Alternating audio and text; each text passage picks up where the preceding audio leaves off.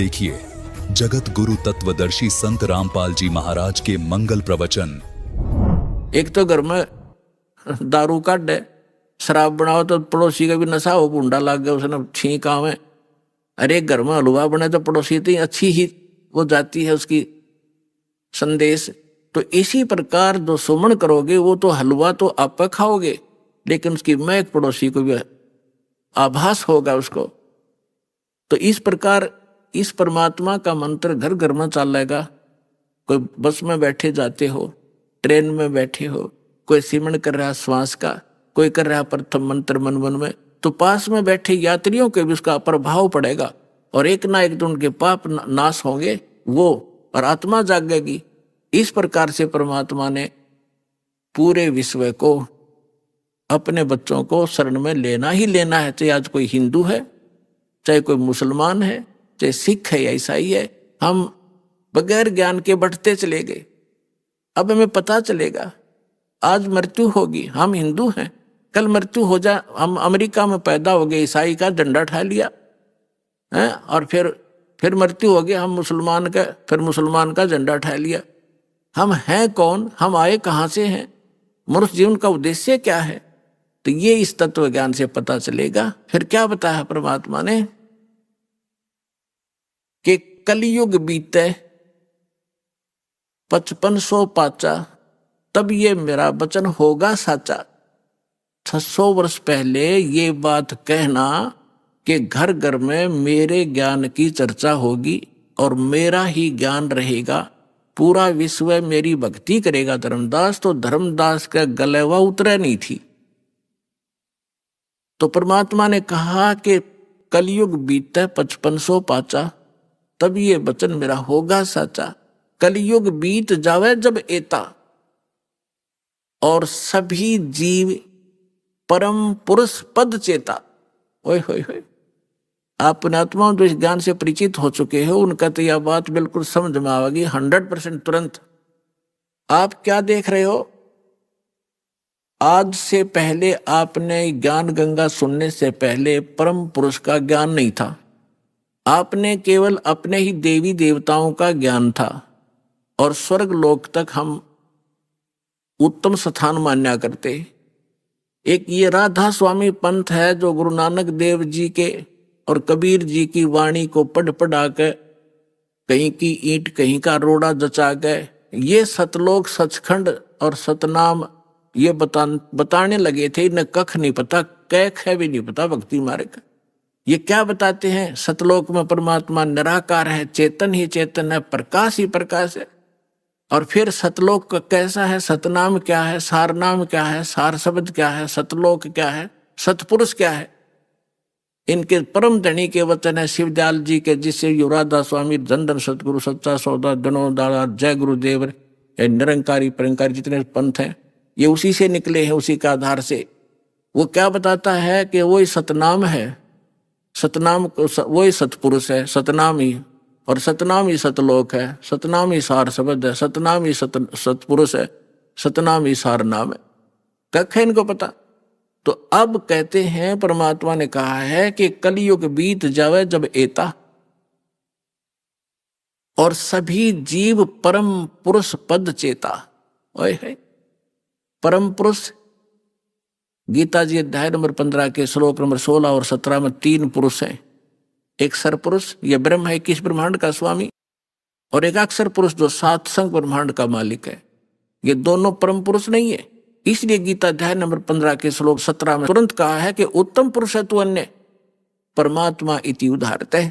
ये लोग धर्म अविश्य विवर्ती अवैश्वर है, कि वो परम पुरुष तो कोई और है। उत्तम पुरुष, परम माने श्रेष्ठ, परम पुरुष, उत्तम पुरुष, श्रेष्ठ पुरुष, पुरुष माने परमात्मा, वो तो कोई इन दोनों से भी अन्य है, सरपुरुष और अक्षर पुरुष से।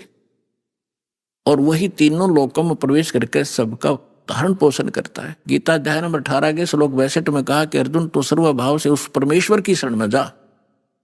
एक ईश, एक ईश्वर, एक परमेश्वर। ईश ये सरपुरुष है और ईश्वर ये अक्षर पुरुष है। परमेश्वर वो परम अक्षर पुरुष है, परम अक्षर ब्रह्म है।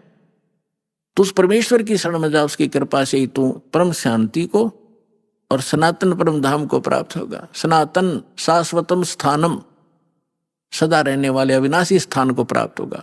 गीता अध्याय नंबर 15 के श्लोक नंबर 4 में कहा कि तत्वदर्शी संत की प्राप्ति के उपरांत उस तत्व ज्ञान रूपी शस्त्र से अज्ञान रूपी अंधकार को काटकर उसके पश्चात परमेश्वर के उस परम पद की खोज करनी चाहिए, जहां जाने के बाद साधक फिर लौटकर संसार में कभी नहीं आते। और जिस परमेश्वर ने सारे ब्रह्मांडों की रचना की है, केवल उसकी भक्ति करो और सब भक्ति त्याग दो, तो परमेश्वर के उस परम पद को खोजना चाहिए। तो यहां परमात्मा वही बात कह रहे हैं कि कलयुग बीत जावे जब एता, और सब जीव परम पुरुष पद चेता, उस परम पुरुष के उस परम पद की के सभी परिचित हो जाएंगे, उसके सभी ज्ञाता हो जाएंगे कि कोई सतलोक है जहां परमात्मा रहता है, वहां जाने से हमारे को सब सुख मिलेंगे, जन्म और मृत्यु का ये झंझट मिटेगा। अब यहाँ तो आमा संग जन्म हो गए भटकता ने, मरते और जन्मता ने, सारा जीवन संपत्ति जोड़ने में लगे रहते हैं, 1 मिनट में मृत्यु हो जाती है, वो जोड़ा जाड़ा यहीं रह जाता है, आप गधा बनकर कुमार के घर खड़ा होता है। ये कोई सांग है, कोई जीवन है? क्या लक्ष्य लेकर जी रहे थे हम? तो यहां पता चलेगा कि सब जीव परम पुरुष पद चेता, उसके परिचित होंगे, उसके ज्ञाता होंगे कि सचमुच वहां जाने से पीछा छूटेगा। जैसे आपकी मृत्यु हुई, फिर जन्म हुआ, परिवार बन गया, कैसा अच्छा लग रहा है, बहुत अच्छा। और 1 मिनट का भरोसा नहीं, क्या बिजली गिर जाए पूरा परिवार नाश हो जाए, किन कारणों से? तो परमात्मा ने कहा कि यहां से तो आपने जाना ही पड़ेगा, जाना पड़ेगा, लेकिन ऐसी भक्ति करो, ये भक्ति, और यहां से पुनर्जन्म की इच्छा मिटाओ। जहां आशा ता बासा होई, मन कर्म वचन सुमरियो सोई। अब भक्ति करो जब तक यहां हो अपना यहाँ की, क्योंकि हम यहां रह रहे हैं तो हमारा ये कर्तव्य कर्म यहां भी करने पड़ेंगे। लेकिन अब जो काम आप जिस उद्देश्य से करते थे, माया संचन करने के लिए, कोठी गार्डन खातिर, या थोड़ी सी स्पीड कम कर दो। और किस लिए कर रहे हो? बच्चों का ब्याह करना पड़ेगा, लड़की होगी 2, कैसे ब्याह होंगे, दहेज देना पड़ेगा। नहीं, कुछ ही दिनों में ये सभी समाप्त करेंगे। कोई दहेज ना लेगा ना देगा, लेगा ही नहीं कोई। उसको पता चलेगा क्यों ऋणी बना मैं, आज मैं पैसा ले रहा हूं, कल मैं इसका गधा बनकर पूरा करूंगा, बैल बनकर करना पड़ेगा, कोई भैंस गाय बनकर इसके घर बंधना पड़ेगा, क्यों सिर में दर्द कराया। तो पुण्यात्माओं, जब तक ये ज्ञान नहीं था, हम एक दूसरे से ऐसे जुड़ते चले गए, संस्कार बढ़ा लिए हमने। अब सतलोक चलने के लिए हमने इन संस्कारों को सीमित करना पड़ेगा, ताकि फिर से टांग उलझी ना रह जाए, को पल्ला हमारा कहीं कांटे में फंस ना जा और हम यहीं रह जाए। तो इसलिए, और मकान बनाओ, ठीक है, आपको जैसा परमात्मा ने पूर्व संस्कार से दिया है मकान बनाओ, कोई घना लोग दिखावा ना करना चाहिए इसमें। टाइम पास करने के लिए चाहे एक झोपड़ी दे भगवान, और चाहे किसाई मकान दे, अपनी भक्ति करना उद्देश्य समझो। प्राकृतिक आपदाओं से बचने के लिए मकान की आवश्यकता, ये शेड डाल रखा है, पर्याप्त है। ओले नहीं पड़े सिर पर, नहीं ना, जैसे हम भक्ति कर रहे हैं, खाना बना रहे हैं, तो उससे बचाव करना ताकि हम भक्ति निर्बाध कर सकें। इसलिए मकान की आवश्यकता, प्राकृतिक आपदाएं हमें सीधा अटैक ना करें और हम भक्ति कर सके, इसलिए ये मकान और झूपड़ियों की आवश्यकता। ना अन्यथा चाहे यहाँ पर सोने का महल बना दे, एक आने का नहीं, वो व्यर्थ है। तो परमात्मा कहते हैं, राम रटत दारिद्र भला और टूटी घर की छान, वो सुंदर महल किस काम के जहां भक्ति नहीं भगवान। राम रटत दारिद्र भला, दारिद्र माने बिल्कुल निर्धन, राम रटत निर्धन भला। और जिसकी छान भी चाहे थोड़ी बहुत कमजोर हो, टूट गई हो, थोड़ी फिर ला लेगा, ठीक कर लेगा फूस ला करके।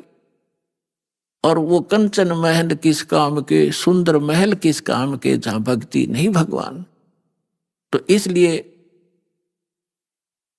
आप जी को ये परमात्मा का ज्ञान दिया जाता है ताकि आपका उद्देश्य लक्ष्य जीवन का एकदम बदले, चेंज हो, और आपके प्रबल इच्छा हो कि हम सतलोक जाएंगे, और वहां अब इच्छा कब बनेगी?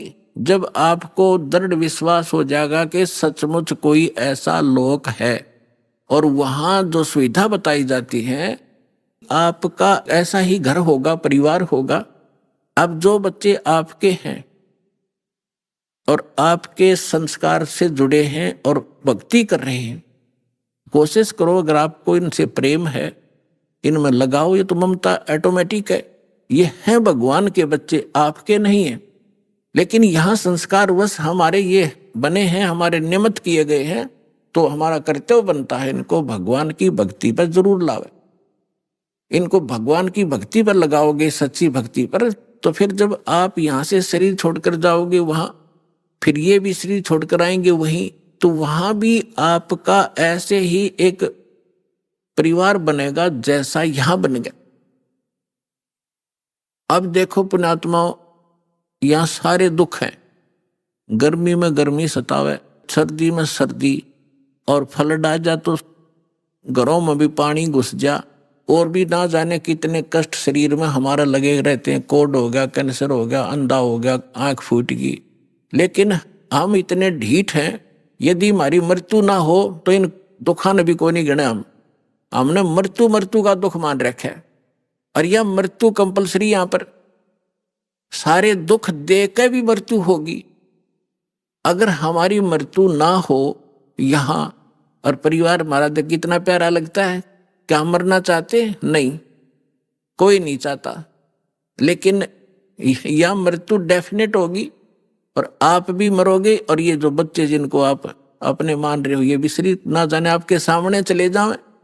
तो इससे मन हटाओ, आप वहां जाओगे सतलोक में। आपका शरीर ऐसा होगा, कभी वृद्ध नहीं होगे, जरा नहीं होगा, जरा माने वृद्ध अवस्था, और मृत्यु नहीं होगी, सदा युवा शरीर रहेगा। और वहां आपके जो है ना घर, बड़े बड़े बड़े महल जो आप खाली छोड़कर आए हो, वहां आपके खाली पड़े हैं। आप गलती से इस काल के साथ लगकर यहां आ गए। जिन्होंने ये सृष्टि रचना सुन रखी होगी उनको ये बातें आसानी से समझ में आ रही होंगी, लेकिन जिन्होंने सृष्टि रचना नहीं सुनी होगी, फिर धीरे धीरे कभी सुनाएंगे। आज वो ये सुने, क्योंकि सत्संग स्थल एक ऐसा स्थान है जिसमें प्रथम कक्षा के बच्चे भी आते हैं, और दूसरी कक्षा के भी, और बीए के भी यहीं बैठते हैं, और पीएचडी वाले भी बच्चे यहीं विद्यमान हैं। एक ही सत्संग में, एक ही प्रवचन से उन सबको उसी सत्र का ज्ञान देना पड़ता है। तो ये जो जिस सत्र के बच्चों के सत्र का ज्ञान है ये दास दे रहा है, वो उसको समझ में आ रहा है। तो ऐसे ये प्रत्येक सत्संग में, प्रत्येक प्रवचन में हर तरह का ज्ञान दिया जाता है। प्रथम वाले बच्चे भी समझे, और द्वितीय वाले भी, और जो पुराने भक्त हैं उनके लिए भी बताया जाता है कि सृष्टि रचना में आपने बहुत बार सुना है कि आपके वहां मकान खाली है, और आप गलती करके इस काल के साथ आगे, इसलिए आप यहाँ पर हैंड टू माउथ हो गए, और वहां सारी चीज भरी पड़ी है, किसी चीज का भाव नहीं, कोई टेंशन नहीं, और वहां विकार नहीं जीव में गंदे, ऐसा सिंपल स्वभाव। तो यहाँ के देवताओं में विकार है, लेकिन वहां के हंस, वो हंस कहे जाते। हंस किसे कहते हैं? एक पक्षी होता हंस, एक बुगला होता उसी की हम शकल। लेकिन उनका पता कब चलता है? जब दोनों सरोवर के ऊपर हों। बुगला खाता है मच्छी, कीड़े मकोड़े, गोगे, और हंस खाता केवल मोती। वो कीड़े मकोड़े नहीं खाता, मछली नहीं खाता, तो उसको हंस कहते हैं जो विकार करे ही नहीं, चाहे मर जावे। और हंस का एक और गुण बताया है कि उसके सामने दूध रख दिया जाए, जिसमें 1 गिलास पानी 1 गिलास दूध डालकर रख दे मिला के, वो दूध ग्रहण कर लेगा और जल न छोड़ देगा उस पात्र में, जो का तो रह जाए। उसमें ऐसा गुण दिया मालिक ने। तो जिन्होंने दूध और पानी भिन्न भिन्न कर लिया इस ज्ञान के आधार से कि ये लोक कैसा है, यहाँ का जीवन कैसा है, और सतलोक में जो बताया जा रहा है वो कैसा है, तो वो भिन्न भिन्न कर लिया, इस जल को छोड़ दिया, दूध ग्रहण कर लिया, उसको हंस कहते। तो वह हंस कहे जाते हैं। आदमी अपने ही जैसे हैं, आकार ऐसा ही है, उनका शरीर वह बहुत तेजों में है, 16 सूर्य जितना प्रकाश एक वहां रहने वाले भक्त और भक्तनी का है। परमात्मा के शरीर का जो वहां प्रकाश है, एक रोमकूप में करोड़ सूर्य मिला दे, करोड़ चंद्रमा, ऐसी रोशनी है। परमात्मा सक्षम है, समर्थ है, जीव अलग है, परमात्मा भिन्न है। परमात्मा सर्वशक्तिमान है, जीव की एक सीमित पावर है और सीमित उनका सब क्रियाएं हैं।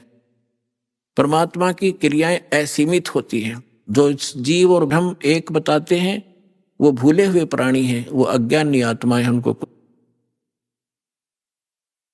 अब जो प्रसंग चल रहा है,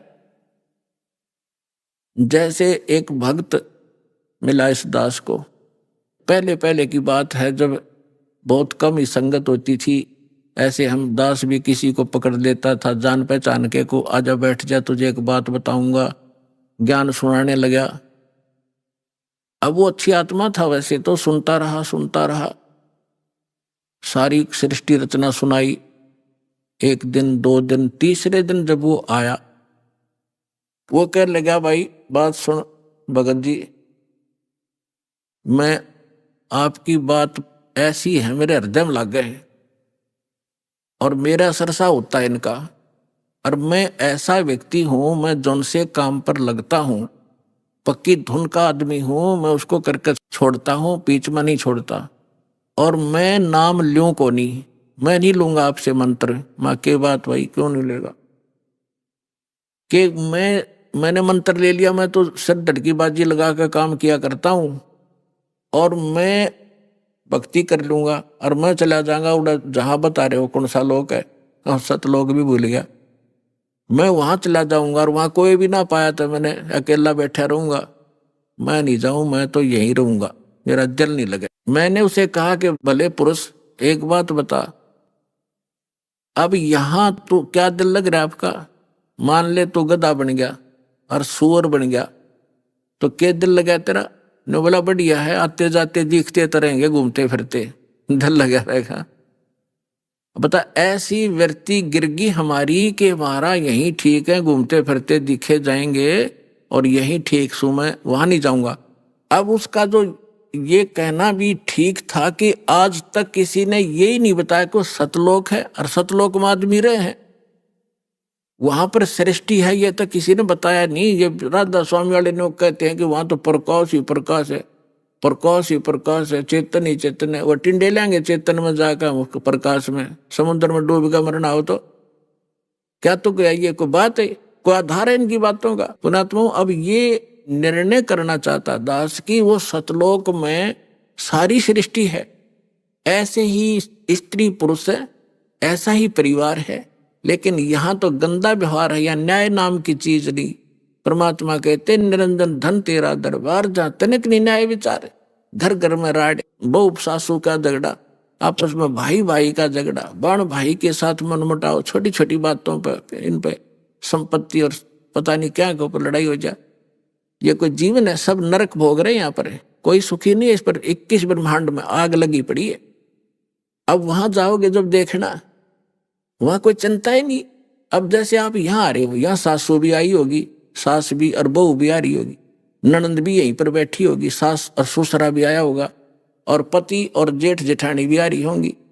यहाँ लड़ाई होए को ना, यहाँ मनमुटाव होगा नहीं। क्यों नहीं होगा? क्यों? एक बना बनाया भोजन मिलेगा, एक जैसे मैट बिछाए रखे, नहाओ धो अपना भजन करो। लड़ाई तो जब अगर तूने ये नहीं किया, तूने ये नहीं कहा, वहां नाश हो गया, फलाना गड़बड़ होगी, तो वहां जाकर कोई काम में को नहीं, सारी चीज उपलब्ध आपके सामने, तो वहां अपने ऑटोमेटिकली स्वभाव सुंदर बन जाता है। और वैसे वहां का जो मटेरियल है हमारे शरीर का, बॉडी का, उसमें ये दोष नहीं है। यहाँ कभी काम दुखी कर रहा है, कभी क्रोध सता रहा है, कभी को लालच में हम गड़बड़ कर रहे हैं, मोह के अंदर आपस में राग द्वेष में सड़े पड़े हैं, तो वहां जाकर के आपको सामूहिक भंडारे में भोजन, आपके घर घर के आगे फल फूल, फलदार वृक्ष लदपद रहते हैं, आपकी रसोई आपका जो भरा रहता है सारे खान पान से परमात्मा की दया, फिर रह गया क्या झगड़ा। तो कहने का भाव ये है कि अप्रसन्न ये आता है कि वहां पर ऐसी सुंदर सृष्टि है, इसका प्रमाण कहाँ है। अब कैसे विश्वास हो हमारे को। देखो पुण्यात्मा, परमात्मा ऊपर रहता है, वेद बतावें, वहां से चलकर आता है, अच्छी आत्माओं को मिलता है, अपना ज्ञान देता है। वो ज्ञान क्या देता है? जो कबीर साहब अच्छी आत्माओं को मिले, किसको मिले? धर्मदास जी को मिले। एक हिंदू परिवार में जन्मा था, बनिया वैश्य कुल में जन्म था। श्री विष्णु जी और भगवान शंकर के उपासक थे, वैष्णव धर्म से दीक्षित थे।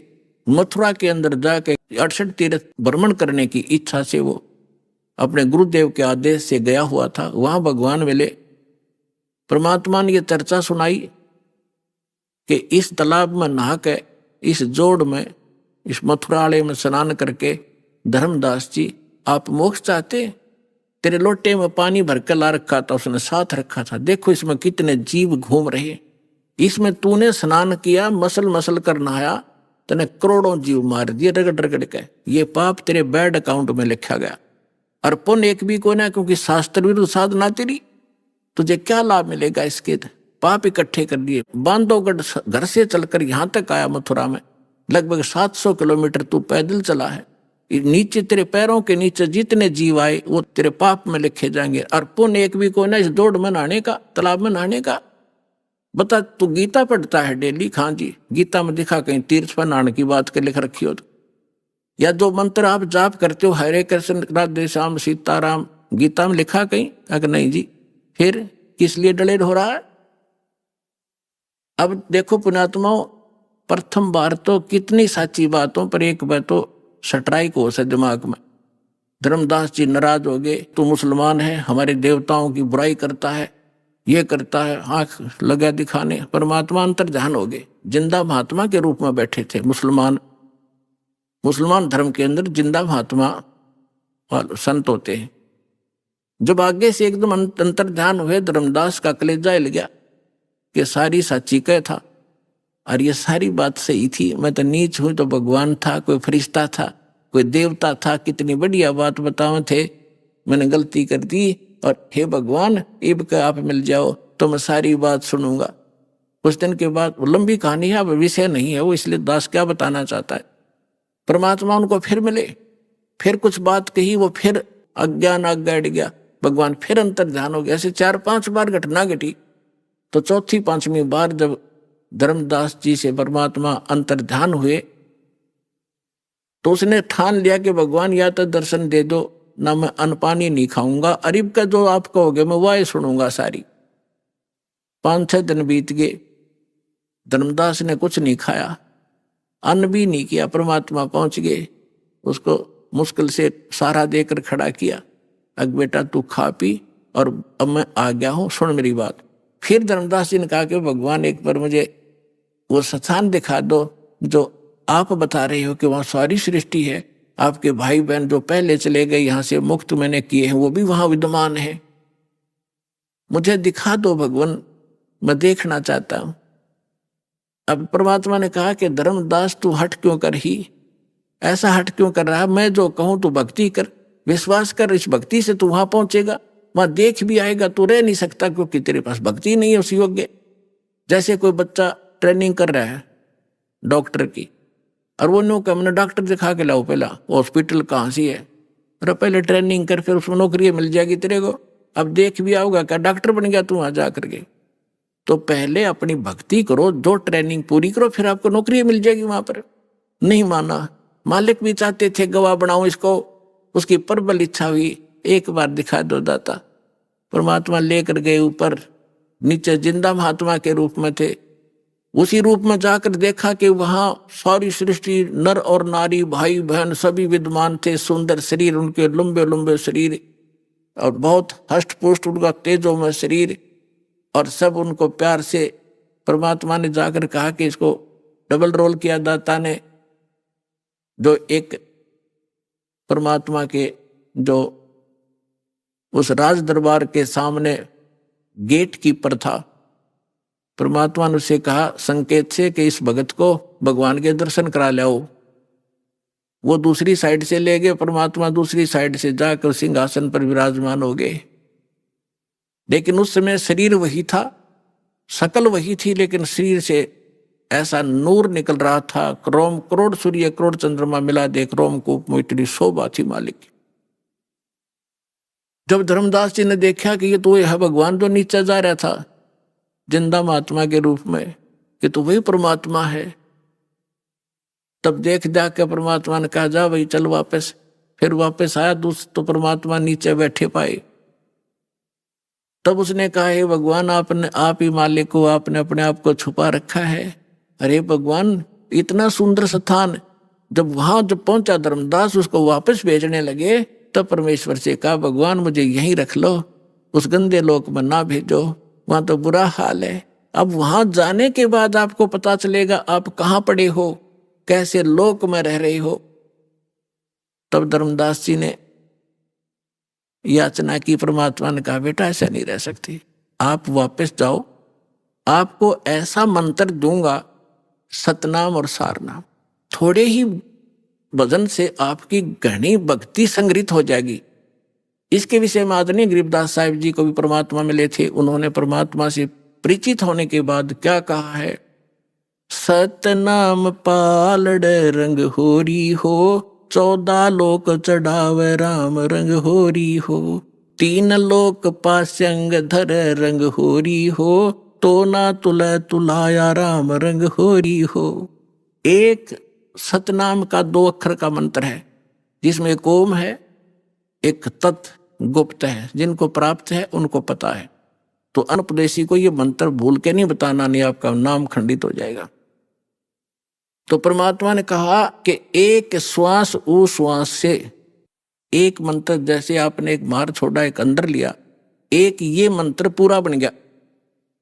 तो कहते हैं ये सतनाम का एक सिमरन एक पालड़े में रख दे तराजू के तखड़ी के, और 3 लोक पृथ्वी पाताल और स्वर्ग लोक धर दे पासेंग। पासेंग क्या होती है?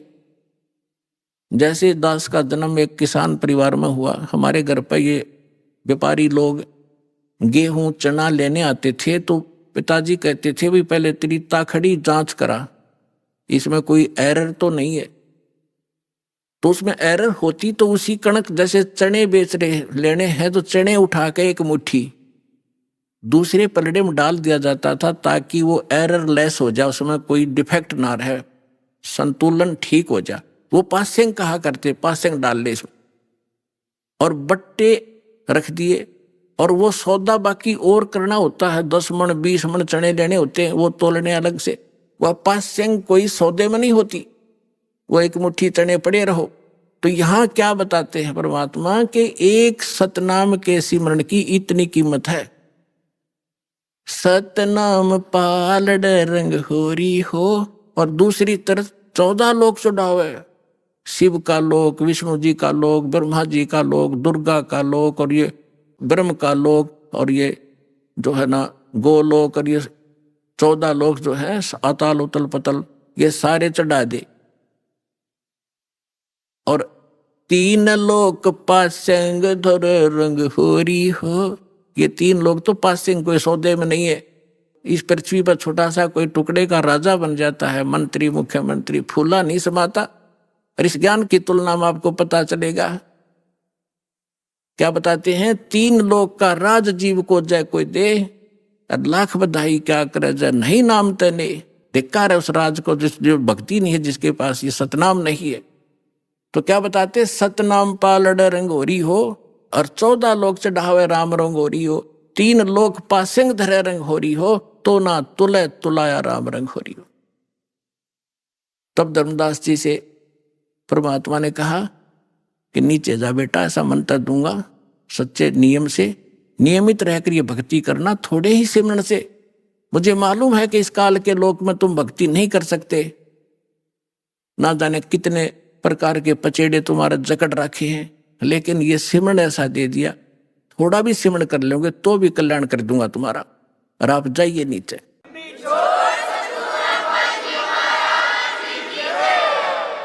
अब ज्यों ही धर्मदास जी नीचे आए, सामने बैठे वही भगवान पाए, शरण पकड़कर अकुलाए कि हे भगवान, वहां आपकी ऐसी शोभा थी शरीर की, वो यहाँ क्यों गुप्त कर रखी है? तो परमात्मा ने कहा कि यदि मैं उसी तेजो युक्त, उस शोभा युक्त यहाँ आ जाऊं तो मेरे को कोई देख नहीं सकता, क्योंकि चरम दृष्टि उस प्रकाश को नहीं देख सकती।